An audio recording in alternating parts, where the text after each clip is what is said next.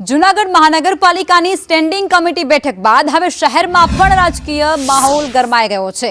આ બેઠકમાં કુલ 30.21 કરોડ રૂપિયાના 11 વિકાસ કામોને મંજૂરી આપવામાં આવી હતી અને તેમાં rain water harvesting system, waste to charcoal project, Madhuram hawkers zone અને નરસિંહ સરોવર ખાતે ઓપન લાઇબ્રેરી જેવા મહત્વના પ્રોજેક્ટનો સમાવેશ થાય છે। શાસક પક્ષે દાવો કંઈક એવો કર્યો હતો કે આ પ્રોજેક્ટ એ શહેરના નવસર્જન માટે મહત્વપૂર્ણ સાબિત થશે।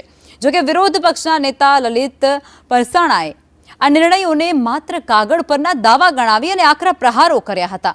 વિપક્ષે રેન વોટર હાર્વેસ્ટિંગ સિસ્ટમ અને વેસ્ટ ટુ ચારકોલ પ્રોજેક્ટ પર ટેકનિકલ અને ભ્રષ્ટાચારના આક્ષેપો મૂક્યા છે।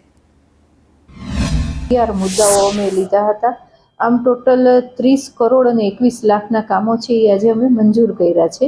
એન્જિનિયર્સ જે છે એના પગાર વધારાનું અમે મંજૂર કર્યું છે।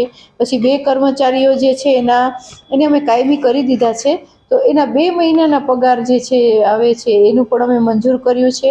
અને 2 એજન્સીઓને અમે બ્લેકલિસ્ટ કરી છે કે જેમનું કામ બરાબર નહોતું અને કમિશનર તરફથી દરખાસ્ત આવી હતી, એ 2 એજન્સીઓને અમે બ્લેકલિસ્ટ કરી છે।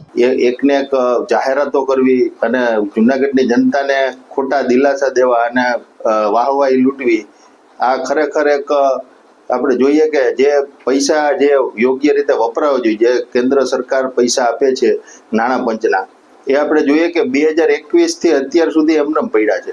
30 કરોડ રૂપિયા છે એ જૂનાગઢના શાસકો વાપરી નથી શક્યા અને ઉપરાંત દર વખતે 2-2, 4-4, 6-6 મહિને એના પૈસાના પાછી જાહેરાતો કરી રાખ્યો।